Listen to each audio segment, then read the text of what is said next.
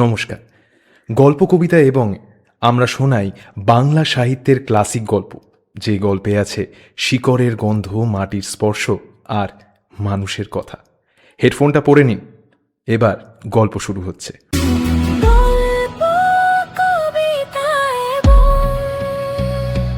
যেখানে গল্প শুনে রান্নাঘরে শিলের ওপর নোড়া ঘষার আওয়াজটা অনেকক্ষণ ধরে শয্যাশায়ী রমলার কানে আসছে। আয়াটাকে জিজ্ঞাসা করলেন, কি বাড়ছে রে, পোস্ত? বিরক্ত মেয়েটি উত্তর দিল, জানি না। এত নোলা কেন বাপু তোমার? দিনরাত বিছানা নোংরা করছো, তাও সারাক্ষণ নোলা শক করছে। রমলা মনে মনে আলু পোস্ত, ঝিঙে পোস্ত, পোস্তর বড়ার স্বাদ উপভোগ করতে করতে জিভটা ভিজিয়ে ফেললেন। বললেন, তোর বৌদিকে বলে আয় না আলু পোস্তর সাথে যেন একটু কলাইয়ের ডালও করে, আর গরম তেলে কালো জিরে ফোড়ন দিয়ে আলুগুলো ভাজার সময় যেন একটু চিনি দেয়। বাঙাল বাড়ির মেয়ে মোটে রান্নায় চিনি দেয় না, আর পোস্তটা যেন মাখা মাখা করে। রমলার বারবার খোঁচাতে বিরস মুখে মেয়েটি ঘরের বাইরে বেরোলো। রমলার ছেলে আর ছেলের বউ অফিস যাওয়ার আগে কর্তব্য করতে একবার এই ঘরে উকি দেয়। আজও বেরোনোর আগে দরজার কাছে এসে দাঁড়ালো, চোখের ইশারায় জানতে চাইল অবস্থা। এই সময়গুলোতে রমলার মনে হয় ওরা যেন দেখতে আসে রমলা বেঁচে আছে কিনা। অবশ্য ওদের দোষ কি? 2 বছর ধরে ঘর আটকে পড়ে থাকলে জানতে তো চাইবি। নিতান্ত নিজের বাড়ি, স্বামী আর ওর দুজনের পেনশন, তাই ঠ্যাং ধরে রাস্তায় ফেলে দেয়নি। দুবেলা দুটো জমদূতের মতো আয়া রমলার মুখের সামনে, তাও সারা ঘরটায় হাসপাতালের গন্ধ। ভিজে ডাইপার পরে শুয়ে থাকেন, বলা সত্ত্বেও পাল্টায় না, শুধু বসে বসে ফোন ঘাটে আর টিভি দেখে। ছেলে দরজার কাছ থেকেই জিজ্ঞেস করে, আজ কেমন আছো মা? রমলা চি চি করে উত্তর দেন, আমার আর থাকা না থাকা, একটু আলু পোস্ত খাবো বললাম, তাও তোর বউ ফতোয়া জারি করেছে আমার নাকি শুধু গলা ভাত বরাদ্দ। বাড়িতে রান্না হবে, তাও খেতে পাবো না। বলেই হাউ মাউ করে কাঁদতে লাগলেন। ছেলে দুবা এগোচ্ছিল বোধহয় মাকে ভোলাতে, কিন্তু বউয়ের রক্তচক্ষুর সামনে সে মাতৃভক্তি তাড়াহুড়োয় মুলতবি রেখে আসছি বলে বেরিয়ে গেল। রাগ করে দুপুরে খেলেন না, মুখ গোমড়া করে কাঠ হয়ে পাশ ফিরে শুয়ে থাকলেন।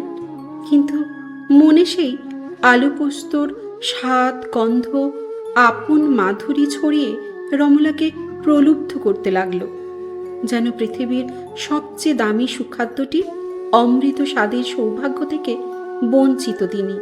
তার মনের হাহাকার পোস্তবাটার শিল নোড়ার শব্দে কবে, কখন, কতবার চাপা পড়ে গেছে কে তার খবর রাখে?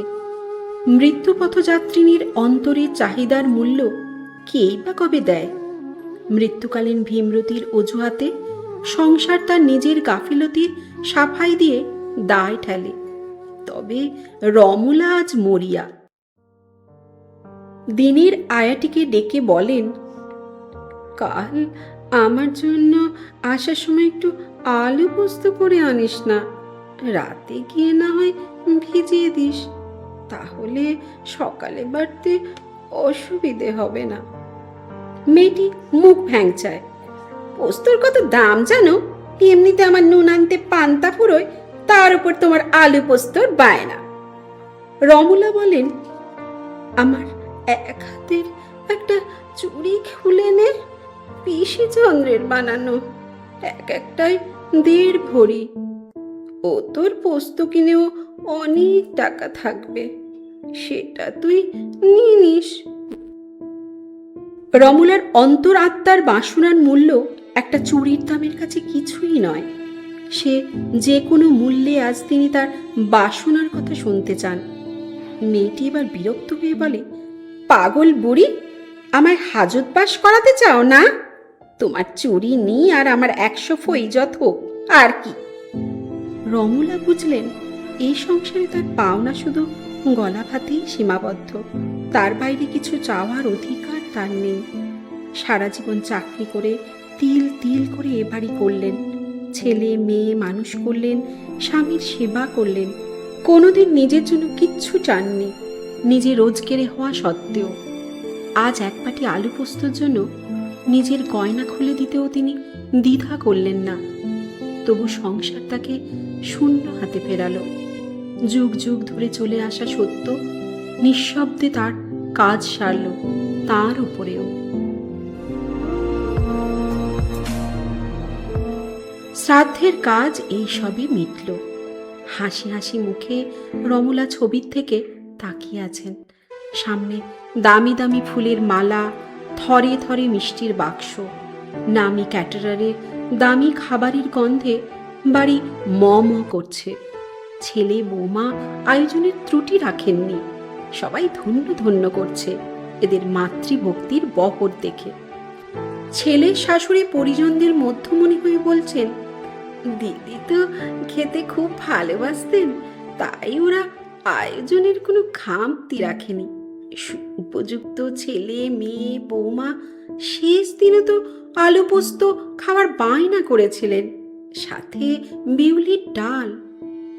পরিজনরা রমলার লোভের বহরে অবাক হন, ভাবেন বাবা শেষ বয়সেও এত জীবের ধার। এবার গঙ্গায় খাবার দিতে যাওয়ার পালা। সুন্দর ডিজাইনার মাটির থালায় থরে থরে মাটির বাটি সাজানো, নানান পদ জানান দিচ্ছে রমলার অন্তহীন লালসার। আলু পোস্তর বাটির ওপর কাঁচা লঙ্কাটি যেন বুক চিতিয়ে রয়েছে রমলার লকলকে জীবের মতো। হঠাৎ ছেলের হাত ফসকে আলু পোস্তর বাটিটা ঠকাস করে মাটিতে পড়ল। ছিটকে গেল দামি পোস্তবাটা মাখা আলুর টুকরোগুলো। সবুজ কাঁচা লঙ্কাটি মুখ থুবড়ে পড়ল মার্বেলের মেঝেতে। সগর্বে রমলার কোনো দিন না করা একটি প্রশ্ন ছুড়ে দিয়ে তাকিয়ে রইল তার আত্মজোর দিকে।